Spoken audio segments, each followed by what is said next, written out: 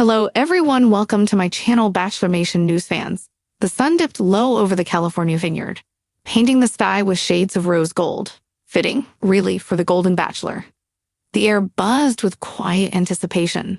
The crew whispered behind cameras. The sound of cicadas mingled with the clink of wine glasses.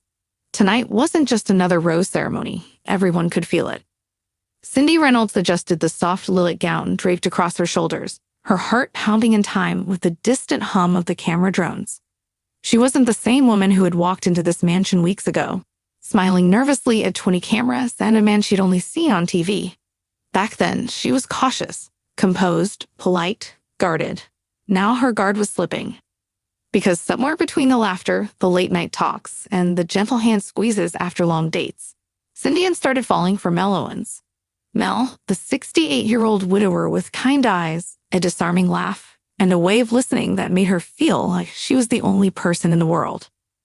She watched him comfort women who cried, tease the producers when they got too serious, and look at sunsets like he was trying to memorize them. And tonight, she knew she couldn't hide it anymore. "I'm falling for you." The words were already echoing in her mind, heavy, terrifying, electric. But what if he didn't feel the same? What if she was just another moment in his golden journey, another story for the cameras? "Cindy?" Her friend from the mansion, Carol, peeked around the doorway. "They're ready for you. Mel's waiting by the fire pit." Cindy smiled softly, tucking a loose strand of hair behind her ear. "Thanks. How do I look?" "Like you're about to change his life," Carol whispered, grinning. Cindy laughed nervously and stepped out. The garden lights flickered like stars, the night cool and fragrant with jasmine. Mel was already there, waiting in his navy suit, the firelight flickering in his eyes. He turned as she approached. "Wow," he breathed. "You look beautiful." Her heart stuttered. "You always say that." "That's because it's always true." A small silence hung between them, not awkward, but charged. The kind of silence that says everything words can't. They sat down by the fire, wine glasses in hand.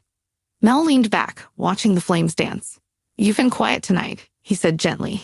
"That's not like you." Cindy smiled faintly. "I've had a lot on my mind. Care to share?" She hesitated. The words hovered on her tongue. She could feel the cameras somewhere beyond the hedges, the crew pretending not to watch. But in this moment, it was just them, Cindy and Mel, two souls who'd lived full lives, both a little broken, both daring to hope for something new. "I don't know how to say this," she began softly. "It's been such a journey, you know? Coming here, meeting you, trying to be brave again after all these years." Mel nodded, his expression warm. "You've been incredible, Cindy, truly. You have this way of making people around you feel alive." Her chest tightened. "That's the thing, Mel. You make me feel alive, like I haven't in years." Mel's eyes softened, and the fire cracked quietly. "I didn't expect to feel this way," Cindy continued, her voice trembling. "Not at this age, not after everything I've lost. But somewhere along the way, something changed. I find myself thinking about you when I wake up, worrying about what you're thinking, wondering who you'll pick." Mel's brow furrowed slightly, sensing where she was going. "Cindy!" She took a shaky breath. "I guess what I'm trying to say is, I'm falling for you, Mel." The world seemed to stop. The sound of the fire faded, the breeze stilled. Even the crickets paused. Mel's face was unreadable, a mixture of surprise, tenderness, and something else she couldn't name. Finally, he set down his glass, leaned forward, and took her hand. "Cindy," he said, his voice low, "you have no idea what that means to me." Her breath caught. But her heart sank. But there it was, the word every woman on this show dreaded. "But," she whispered. Mel hesitated, his thumb brushing her palm. "There's something I need to tell you, too. Something I haven't told anyone yet." The camera zoomed in, the fire crackled. Cindy's stomach twisted. Whatever he was about to say, she knew it would change everything. The night seemed to lean closer, the firelight flickering between them. Cindy's pulse raced as Mel held her hand. His touch steady, but his eyes clouded, as if he were standing at the edge of something he'd been avoiding for weeks. "Cindy," he began quietly, "you're one of the most genuine people I've met in a long time. When I look at you, I don't see cameras or producers or competition. I just see you." Her breath caught. For a moment, she thought he might say the words back, "I'm falling for you too." But he didn't. Instead, he looked down, almost ashamed. "There's something I haven't been completely honest about." Cindy blinked. "What do you mean?" He exhaled, the fire reflecting in his eyes. "Before this show, Before all of this, there was someone I was close to after my wife passed. Her heart dropped. She wasn't sure what she'd expected, but not that. She was a friend of my late wife's, he continued. We helped each other through the grief. But right before the show started, she reached out again. She said she still loved me.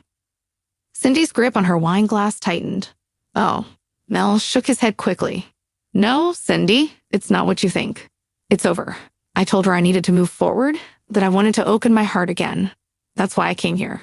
But I haven't told the producers or anyone because I didn't want it to seem like I wasn't ready. Cindy was silent, processing. The crickets resumed their faint hum. The fire crackled, throwing sparks into the night. So when you said you were falling for me, Mel's voice softened. It hit me harder than you know, because I'm trying to do this right. I don't want to hurt anyone, especially not you. Cindy looked up at him, eyes glossy. I'm not asking for promises, Mel. I just needed you to know how I feel. What you do with that, that's up to you. Mel's lips curved into a sad smile. You're brave, Cindy. You always have been. She laughed weakly. Brave or foolish, I'm not sure which. He squeezed her hand, maybe a little of both. A long silence followed. Somewhere beyond the lights, the director whispered into a headset.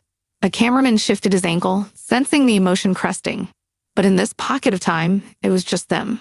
Two people caught between the past and the possibility of something new. Finally, Mel spoke again, his tone softer now. You remind me a lot of my wife, you know. She had that same spark, that mix of grace and mischief. Cindy smiled sadly. That's the sweetest thing you could have said. He chuckled.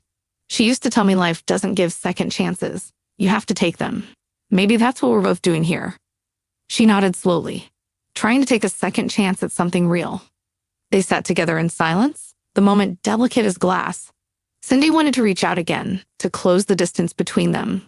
But something in Mel's expression stopped her, a flicker of uncertainty she'd never seen before. After a few more quiet minutes, he said, Cindy, can I walk you to your room? She hesitated, then nodded. I'd like that. They strolled along the cobblestone path back toward the mansion. The lights above them twinkled like 1,000 small blessings. He didn't let go of her hand. When they reached her door, he turned to face her. I meant what I said. You've changed something in me. I just need a little time to understand what that means. Cindy's throat tightened. I can give you that time, Mel, but not forever. He smiled faintly. Fair enough. Then, before she could think twice, Cindy leaned up and kissed him, soft, uncertain, but full of the emotion she could no longer contain. The world fell away, for a moment. It wasn't about roses or eliminations or ratings. It was about them. When she pulled back, he looked at her with wide, astonished eyes. And then he smiled. Good night, Cindy. Good night, Mel. As her door closed behind her, she pressed her back against it, heart racing. She couldn't tell if she'd just made the biggest mistake of her life or started the greatest love story of her golden years. Outside, the producers whispered frantically into radios, already planning tomorrow's interviews. The headline practically wrote itself.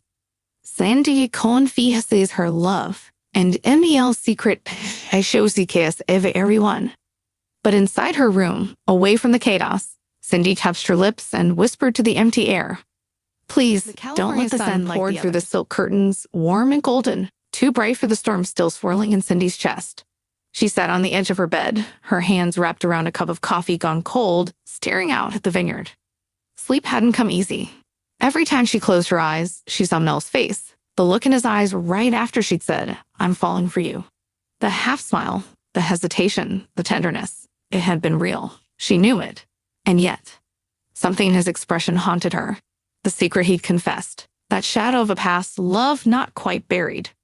Her thoughts were interrupted by a soft knock at the door. Come in, she said, straightening up quickly. The door opened into her surprise. It wasn't a producer or makeup artist. It was Evelyn. Evelyn, elegant, calm, polished. The kind of woman who always looked camera-ready even at breakfast. She and Cindy had built a quiet friendship over the weeks, both drawn to Mel's quiet steadiness. Morning, Evelyn said, holding 2 cups of tea. Thought you might want company. Cindy smiled faintly. You read my mind. Evelyn handed her a cup and sat down beside her. So, last night. Cindy laughed nervously. Word travels fast, huh? Are you kidding? You two were the talk of the crew. Everyone saw the fire pit moment. Evelyn's voice softened. Was it real, Cindy? What you said?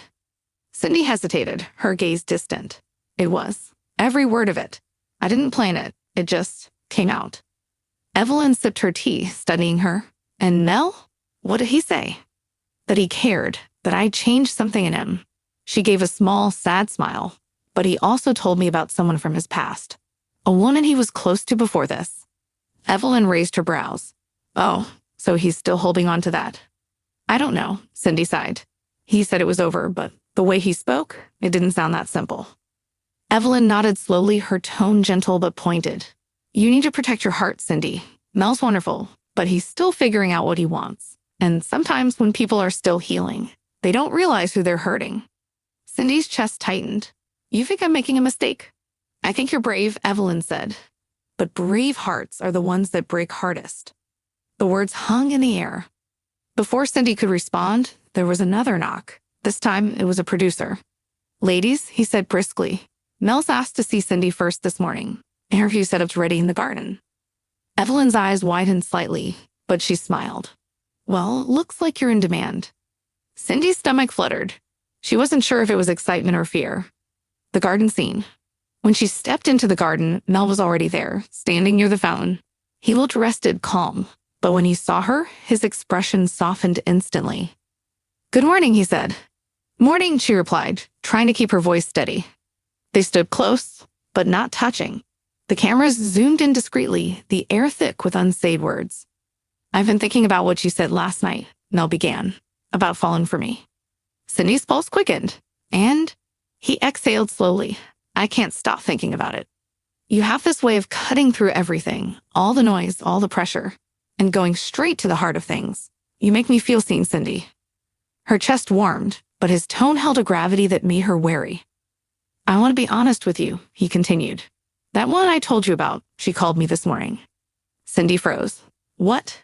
She called the production office, he said softly. She told me she still has feelings, and she doesn't want me to move on. The world tilted. Cindy forced a calm tone. And what did you tell her? That I can't go backward, Mel said firmly. That I'm here to find love, real love, and I think, he hesitated, meeting her eyes. I think that love might be standing right in front of me. The words hit like sunlight after rain. Cindy's eyes welled up, and she smiled through her tears. Mel. But before she could speak, he reached out, brushing his thumb gently across her cheek. Don't cry. You have no idea how hard it's been not to say that sooner. Cindy let out a shaky laugh. You have a way of making everything feel like a movie. He smiled. Maybe it's just the right co-star. They both laughed softly, the kind of laughter that comes from relief, from finally saying what's been unsafe for too long. The crew exchanged looks, already sensing the headline. Maybe I'll choose as Sandy? A confession, a kiss, and a shocking twist. But just as the moment seemed perfect, a shadow moved at the edge of the garden. Evelyn, watching from a distance, her expression unreadable. She turned and walked away quietly, leaving behind a secret of her own that would soon unravel everything. The afternoon sun burned golden over the mansion, yet the air inside felt heavy, charged with whispers. Cindy could sense at the moment she walked back into the house. The other women, usually chatting over lunch, were quiet. A few heads turned. A camera crew seemed to hover more than usual. Something was off. She caught sight of Evelyn across the room, standing near the grand staircase, speaking in low tones with one of the producers. Evelyn's expression was calm, too calm. When her eyes met Cindy's, she looked away. Evelyn, Cindy called softly, approaching. Can we talk? Evelyn hesitated, then nodded, her smile polite but distant. Of course. They stepped outside to the terrace. The wind carried the scent of the roses, but the air between them was taut. What's going on? Cindy asked gently. People are acting strange. Evelyn sighed, crossing her arms. You deserve to know the truth, Cindy, before this gets out in the worst possible way. Cindy frowned. The truth about what? Evelyn hesitated, then met her gaze squarely. That woman from Mel's past, the one who called him this morning? Cindy nodded slowly. Evelyn took a deep breath. She's my sister. The words hit like a slap. Cindy blinked, certain she'd misheard. Your what? My sister, Evelyn repeated. Her name's Margaret. She and Mel dated briefly a few years ago, after his wife passed. I didn't tell anyone because I wanted to come here for my own reasons, to start fresh. to see if maybe there was something between Mel and me. But when I saw how he looked at you, Evelyn's voice trembled slightly. I knew my chances were over. Cindy's pulse roared in her ears. So you knew the woman he told me about? Yes, Evelyn whispered. And when she called him this morning, it wasn't random. She called because I told her about last night. I told her he confessed. Cindy's eyes widened. You told her? Why would you do that? Evelyn's calm mask cracked. Because she's my sister, Cindy. She was heartbroken when Mel left things unresolved. And now she's watching him fall for someone else on national television. Cindy stepped back, stunned. You had no right to do that. Evelyn's eyes glistened. Maybe not. But you need to understand, my sister's not over him. She said Mel made promises, ones he never kept. Cindy's voice shook. You're saying he lied to her? I'm saying Evelyn said quietly, you should be careful believing everything he says. The words hung like a storm cloud. Somewhere nearby, a boom mic caught the last sentence. A producer's eyes lit up. Drama this raw didn't need scripting. The confrontation. That evening, the tension could have been cut with a knife. The crew gathered by the terrace for another casual dinner, though everyone knew the producers had arranged it to capture fallout from the morning's revelation. Mel entered last, unaware. He greeted the women, smiling easily, until he noticed the tightness in Cindy's shoulders, the cool distance in her eyes. He approached her quietly. You okay? She looked up. Can we talk? The camera zoomed in instantly. They stepped aside into the courtyard, the sky deepening to violet. Cindy turned to face him, her voice trembling but firm. Mel, is it true that the one who called you, Margaret, was Evelyn's sister? Mel froze. What? She told me. She said you dated her sister years ago. Mel exhaled slowly, rubbing his temples. Oh my God, I didn't realize Evelyn was related to Margaret. That explains so much. So it's true, Cindy pressed. Yes, he admitted. I knew Margaret. We went out a few times, but I ended it when I realized I wasn't ready. She wanted more. I couldn't give it. And she says you made promises, Cindy said quietly. Once you didn't keep. Mel's brow furrowed. That's not fair. I never promised her forever. I told her I was grieving, that I was trying to find my way. She knew that. Cindy's voice softened, but the hurt lingered. You can understand why that worries me, right? How am I supposed to trust what you say now, after all this? Mel stepped closer. Because I'm telling you the truth. Everything I've said to you has been real. I didn't plan any of this. I couldn't even think I'd find someone like you here. She wanted to believe him. Oh, she wanted to. But Evelyn's words still echoed in her mind. You should be careful believing everything he says. Mel, I care about you, she whispered. But I need to know, are you really ready to move forward? Or am I just helping you heal from someone else? Mel's eyes glistened. Cindy, you're not helping me heal. You're showing me what it feels like to live again. Her breath caught. He reached for her hands, his voice low. I don't care about the cameras, or the past, or anyone else's opinions. What I feel for you is real. She stared at him, at those earnest eyes, at the man who had somehow reopened a part of her heart she thought was long dead. And then she smiled, just barely. Then prove it.